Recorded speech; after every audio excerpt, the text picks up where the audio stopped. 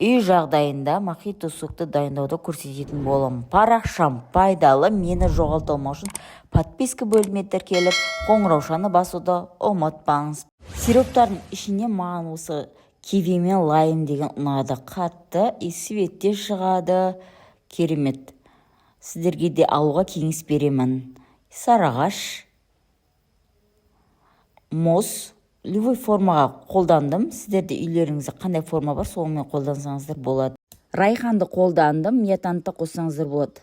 Апельсин, лимон.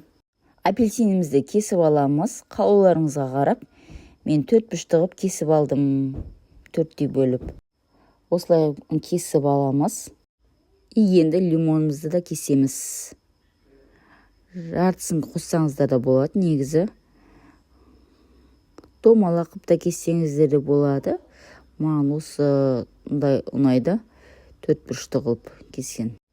Осылай кесіп болғаннан кейін ыдысымызды алып, сиропымызды алып, әбден қозғалап болғаннан кейін бар, қасықпен құятын боламыз.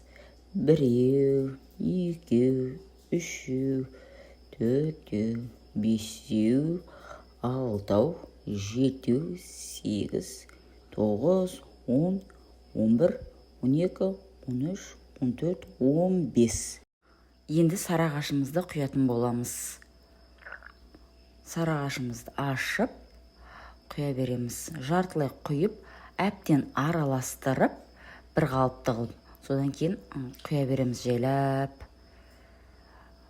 Құйып болғаннан кейін лимонымызды, апельсинімізді біртіндеп сала береміз. Райханымызды, мұзымызды сала береміз.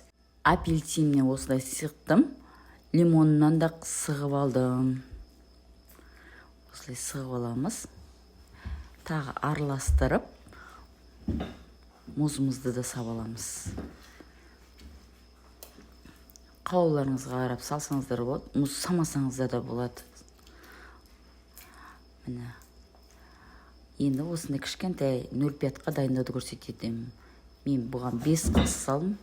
5-8 қасық салсаңыздар болады. Араластырып, сиропымызды, сарыағашымызды құйып, бір қалыпты қылып, лимонымыздан, апельсинімізден сығып саламыз. Қонақ шақырғанда, жиын істегенде істеп берсеңіздер таптырмас сусын. Қонақтарыңызға да, келген адамдарыңызға да қатты ұнайды. Ас болсын. Парақшам пайдалы, осындай жақсы видеоларды салатын боламын. Мені жоғалтпау үшін подписка бөліміне тіркеліп, қоңыраушаны басуды ұмытпаңыз. Рахмет. Тіркелгеніңіз үшін.